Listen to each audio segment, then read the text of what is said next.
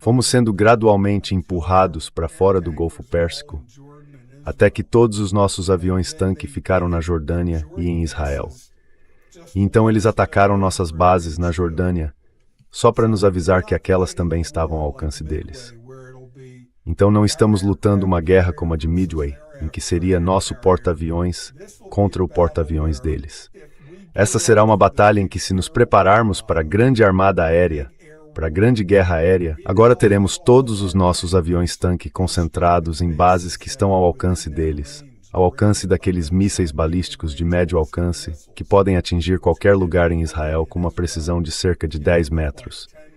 E em março passado, aquele Karamshar, que também atende pelo nome de Khaybar.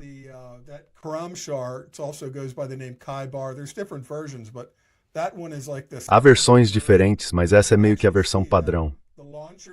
Dá para ver que o lançador onde ele está é um lançador disfarçado. Ele tem uma espécie de estrutura ao redor. Dá para ver a lona cinza toda puxada para frente. E há uma cobertura com venezianas em cima, também toda empurrada para frente. Então isso pode estar rodando numa estrada no Irã e parecer exatamente um caminhão com carreta de 15 metros e meio. Eles conseguem montar e lançar aquilo muito rapidamente. É movido a combustível líquido, mas foi feito para ser abastecido e lançado rápido. Voltando à tempestade no deserto, nos últimos dias da tempestade no deserto, isso foi em 1991, nós avançávamos para o Kuwait, mas eles ainda disparavam mísseis Scud.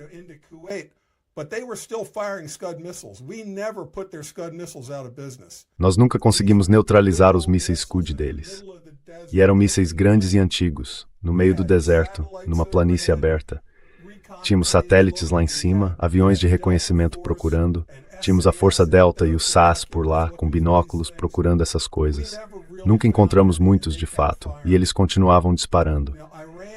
Agora o Irã é, sabe, umas 5 vezes maior que o Iraque e é montanhoso.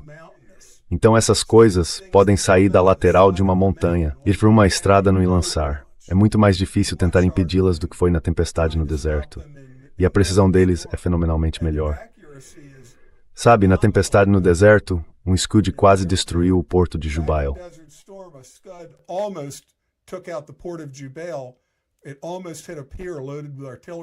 Quase atingiu um pier carregado de projéteis de artilharia. Sabe, eles não tinham precisão. Caiu a cerca de 100 jardas na água. Se tivesse atingido, toda a nossa lembrança disso seria diferente, porque teria sido, sabe, teríamos perdido centenas ou milhares de soldados naquela explosão. Se tivesse atingido aquele depósito de armas, de munições no pier. Hoje eles conseguem atingir essas coisas. Hoje tudo isso está ao alcance. Então nós ainda estamos lutando como se fosse 1992.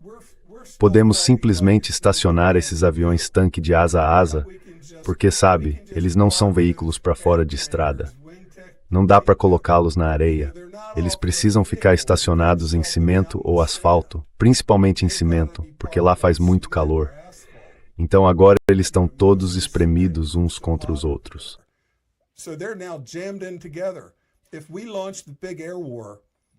Se lançarmos a grande guerra aérea, a resposta do Irã será atacar as pistas onde esses aviões-tanque estão estacionados. E eles não vão fazer isso agora. Eles dispararam alguns pequenos tiros de advertência, mas o grande ataque deles será quando o nosso ataque aéreo estiver em andamento.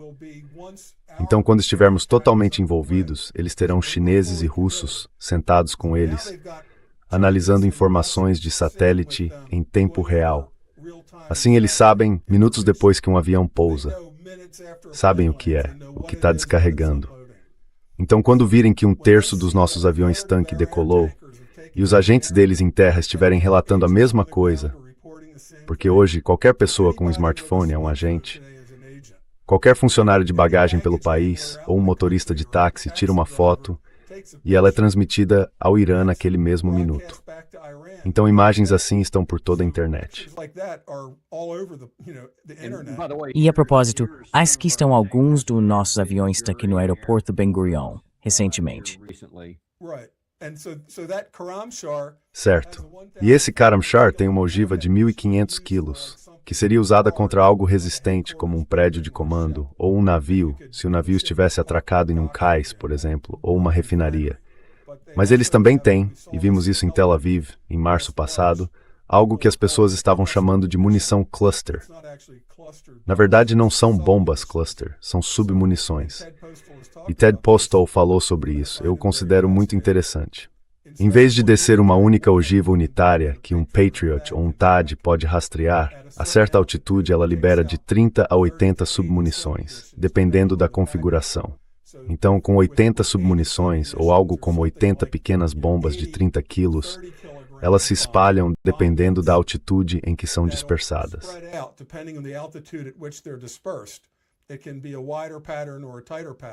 Pode ser um padrão mais amplo ou mais concentrado. Quando vi isso sendo usado em Tel Aviv, as pessoas diziam, bem, é meio que uma arma de terror, é um incômodo. Na verdade, não causa nenhum dano militar. Se caísse na sua casa ou no seu carro, seria um problema. Mas se você estivesse a 2 quadras de distância, não te afetaria. E eu pensei, isso serve só para mostrar a eles que nós temos isso. Porque para mim parece projetado. Parece projetado para destruir um aeródromo cheio de aeronaves. Porque aeronaves com fuselagem de alumínio, de estrutura fina, você pode tirar a operação com machado.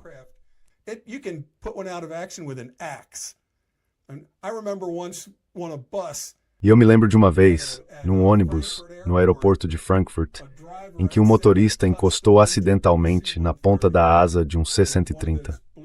Sabe aqueles ônibus escolares Bluebird, usados pelos militares, pintados, circulando por ali? Ele estava dando ré perto de um C-130 e tocou na ponta da asa. Quase não fez amassado. Você pensaria que eles tinham enlouquecido.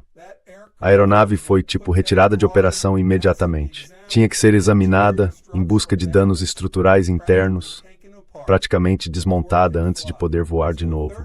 Então, uma bomba de 30 quilos que cai a 100 jardas de uma aeronave, digamos, entre aquelas aeronaves, vai lançar lascas de concreto, fragmentos e fazer buracos nessas aeronaves. Isso supondo que ela nem atinja a aeronave, certo? Sim. E você não sabe o que há dentro daquele buraco na aeronave. É um feixe de fios elétricos? É uma linha hidráulica? É um cabo de controle? O tanque combustível. O tanque de combustível, certo? Então, se eles lançarem um contra-ataque, uma vez, digamos que 1/3 das nossas aeronaves esteja no ar, e eles souberem que não é uma finta, que é o ataque de verdade, as aeronaves que estão no ar, os F-35, os F-16 e até os velhos F-15, não podem voltar para aquela pista se ela estiver esburacada. Você pode abrir crateras numa pista, isso é trabalho para a escavadeira. Mas mesmo que você só danifique a pista, deixando buracos de 1 metro de largura no concreto, não dá para usar aquela pista. Nossas aeronaves são exigentes, não são como as russas. Temos que fazer inspeções diárias contra detritos na pista. A equipe sai ombro a ombro e percorre toda a extensão da pista procurando algo que alguém deixou cair, algo que se soltou de uma aeronave. Lembra do Concorde que pegou fogo?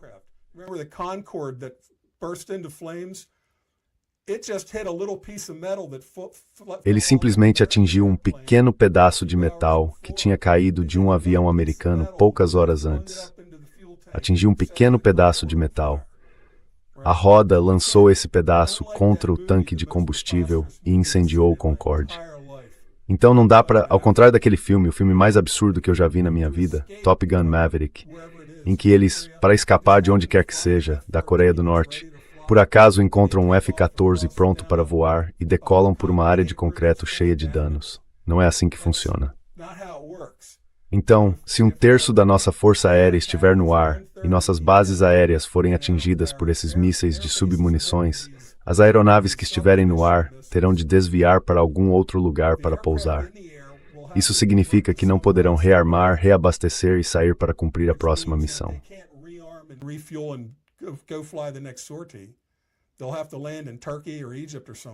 Eles vão ter que pousar na Turquia, no Egito ou em algum outro lugar, tentando encontrar Chipre. Então ficam fora do combate, porque tudo depende do timing. Esses pacotes são como uma coreografia. E as aeronaves no solo, se 1/3 delas estiver danificado, eles vão ter que inspecionar todas. Isso vai abortar totalmente a missão. Então acho que a estratégia do Irã nos colocou quase em xeque-mate. Podemos continuar com pequenas retaliações de lá e de cá, e eles podem continuar disparando 1 ou 2 mísseis. Enquanto isso, a economia mundial despenca e o mundo inteiro culpa os Estados Unidos por terem começado isso. Então perdemos desse jeito. Se isso se arrastar, perdemos.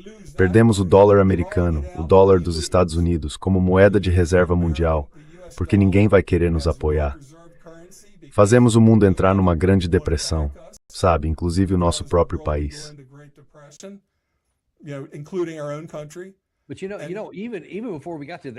Mas sabe, mesmo antes de chegarmos a esse ponto, aquilo talvez fosse de médio prazo. Nem de longo prazo, mas talvez de médio prazo. Mas eu estou olhando aqui para as questões mais imediatas. Isso é do CSIS, que acabou de divulgar isto. Diz o seguinte: nossos interceptadores Patriot, onde estavam no início, onde estavam no cessar-fogo e onde estão hoje. Onde os THAAD estavam no início e onde estão hoje. Olhem essa queda só nos Patriots, de 27 de fevereiro a 27 de julho, ou seja, 3 dias atrás. É uma queda significativa.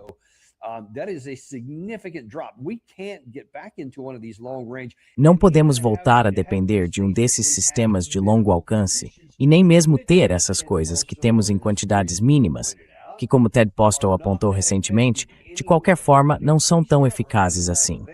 Mas se começarmos a ficar sem isso, se começarmos a enfrentar os problemas de que você acabou de falar, com a possível interrupção dos nossos recursos aéreos, que também não são tão eficazes numa ofensiva para neutralizar o Irã. Ou isso vai ter acontecido. O que isso diz sobre a natureza nossa? Vamos analisar apenas o aspecto militar do que podemos fazer, ofensiva ou defensivamente.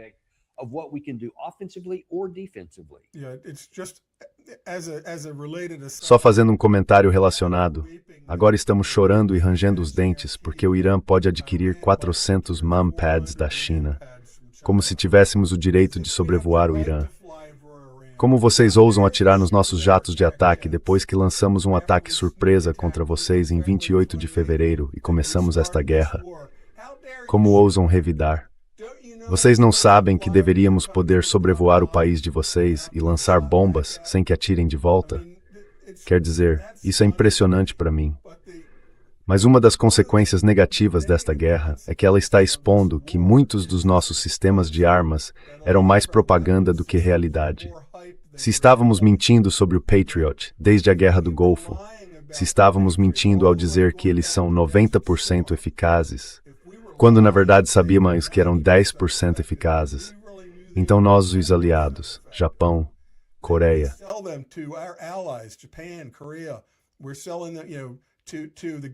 estamos vendendo para os estados do Golfo. São acordos de venda de bilhões de dólares. Muita gente ganhou muito dinheiro.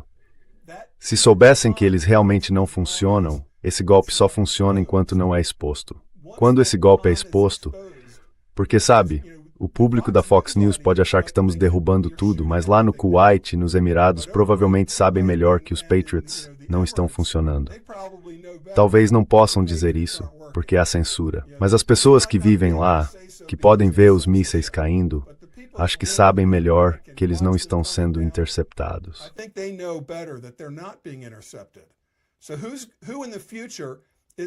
Então, quem no futuro vai comprar pacotes de aquisição de Patriots que custam bilhões de dólares quando todo mundo sabe que eles não funcionam? Você sabe que os mísseis sempre conseguem vencê-los. Se você faz um Patriot que é minimamente eficaz, eles fazem um míssil hipersônico que pode desviar na trajetória e vencê-lo, ou dispersar submunições em grande altitude. Então, o que o Patriot atinge? O propulsor vazio. Então, sabe, estamos num novo paradigma, em que nossas armas ofensivas que foram fantásticas durante a era da Guerra Fria, mantiveram a Guerra Fria sob controle. Nunca tivemos que testá-las contra a União Soviética. Graças a Deus. Graças a Deus.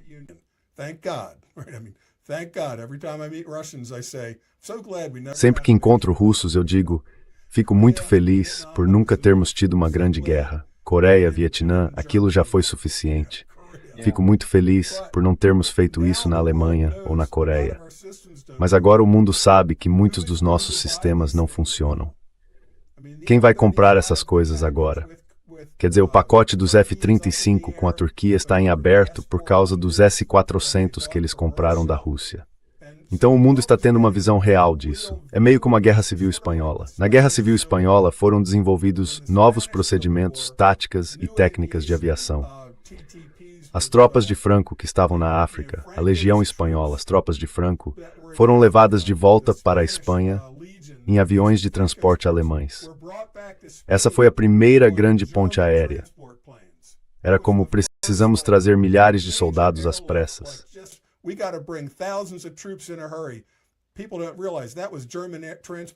As pessoas não percebem que eram aviões de transporte alemães. O bombardeiro de mergulho Stuka, sabe, foi muito usado em ação na Guerra Civil Espanhola. Então muitas das coisas que estamos fazendo agora são como testes de conceito. A verdadeira prova, o teste decisivo. E se o mundo vir nossas bases aéreas na Jordânia e em Israel devastadas por mísseis iranianos, será o fim da projeção de poder americana. Sabe, Coreia, Japão, Taiwan, eles simplesmente vão ter que fazer um acordo com a China, porque o mundo inteiro vai saber, depois disso, que a América não consegue salvar a Ásia. Não conseguimos nem derrotar o Irã. Quer dizer, sem recorrer a armas nucleares e explodir o mundo inteiro, irradiando o mundo todo.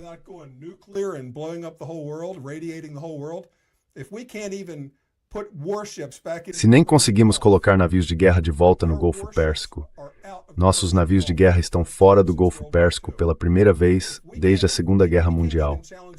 Se nem conseguimos desafiá-los no Golfo Pérsico, e se nossos aeródromos na Jordânia e em Israel forem atingidos, o mundo vai ficar do lado do Irã nisso, porque nessa grande batalha aérea eles não vão atacar Tel Aviv, talvez o aeroporto Ben Gurion.